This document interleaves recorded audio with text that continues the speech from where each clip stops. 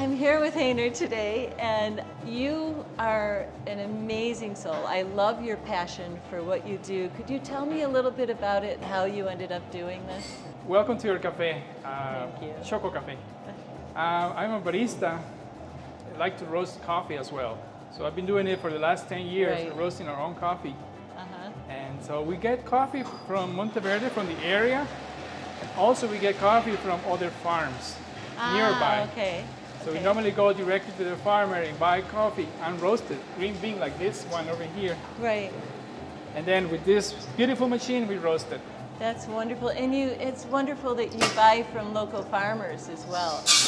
Yes. Yeah. Yeah, that way we support. You're supporting your community. economy. How did you get into all this? Well, actually, I grew up in a farm. My grandpa and my father also had a farm. They Right. grow coffee, bananas, plantains. So Wow. during our vacations, like school vacations, we would Yeah. normally went picking coffee. Wow. And we did that during the high school as well. Uh-huh. It was nice at working in Yeah. restaurants, in the business, in the service industry. Yeah. I found out that coffee was a little bit bitter, not very good. Right. After a trip in the United States, I realized that the coffee there is different than the coffee we have here. Right. And like, why? Even though we buy Costa Rican coffee, there it was different flavor. That's how I got into coffee. Oh, that's wonderful. Now, why do you think it's a different flavor? I think that coffee, the majority of the big companies or the coffee roasters, they kind of over roast the coffee Okay.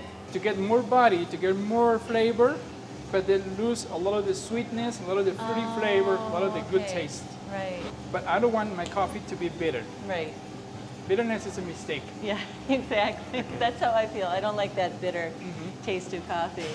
So you love what you do, apparently.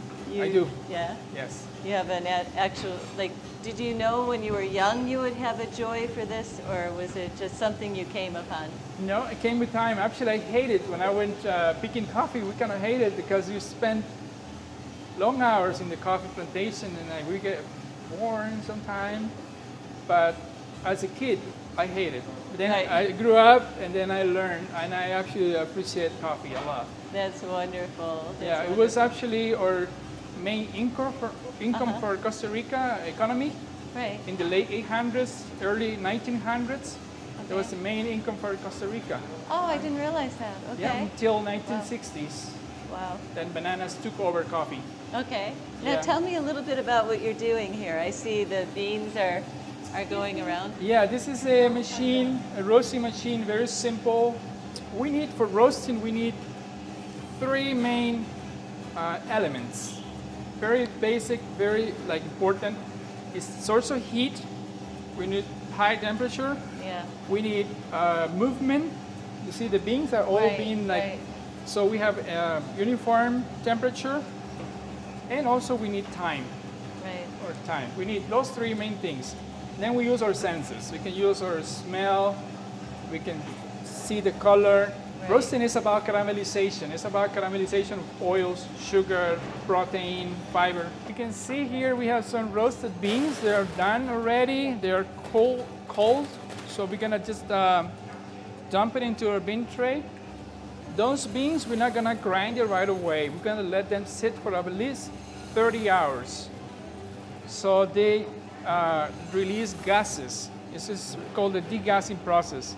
So we also paying attention on the time, paying attention on the temperature. So we see the beans, they're starting to change.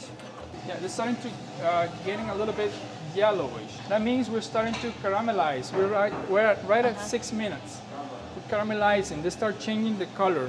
See, we keep looking at the beans. You're getting a little bit orangey. Still not coffee. We cannot drink that. That will Right. not taste like coffee. Coffee becomes coffee at the end of the roasting. And how Because- long does it take to roast usually? Yeah, normally I roast coffee in 12 minutes. Okay. 12 and a little bit, maybe. While this is roasting, can you show me around the cafe a little bit? Sure. Okay. All the baked goods here, Yeah. made by Katia. Like flans and cheesecakes and pastries, savory on the Yes. on the bottom. And also we offer a menu, breakfast menu and a lunch menu as well. We have a little balcony at front, like outside seating. Right. So majority of the people, they love sitting out front. We offer our own coffee as well, called Café Conversa. Right. And you have wine over here too. You have Wine as well, beer, local craft beer.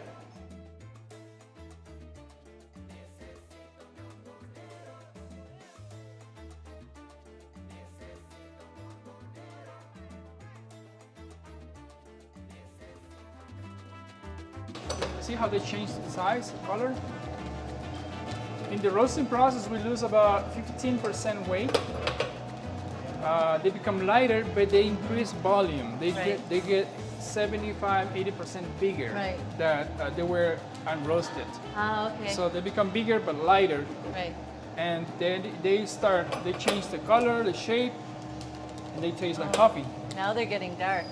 Yeah, we're about done. We're 11 minutes, 50 cents. We're gonna Okay. be right on top in Wow. 12 minutes. Wonderful. I have the coffee exactly what I wanted. Okay. So this is the temperature, 393 Fahrenheit degrees. So it's very hot. We have to cool it down right away. So this is the cooling bin or cooling tray. So we are removing the heat from the bean. We want them to be room temperature as soon as possible, because otherwise there's a lot of heat inside the bean. They will continue roasting. They will taste a little burnt. We need to let it rest for a couple of days, 4 days, 6 days, and then the gases kind of escape, and we get more fragrance, more aroma, and more flavor. Beautiful. Oh my God, Heiner, I'm just so excited that you showed me this process today and shared your passion with us and with everyone there. Can you tell me a little bit how to get your coffee? How can you order it online? Yes, we Yeah. just actually loaded a website called Café Conversa CR, cafeconversacr.com. Okay, beautiful. I'll let Gracias. everybody know. Thank Okay, you so thank much. you. It's nice Thank to you meet for you. being here. Thank you.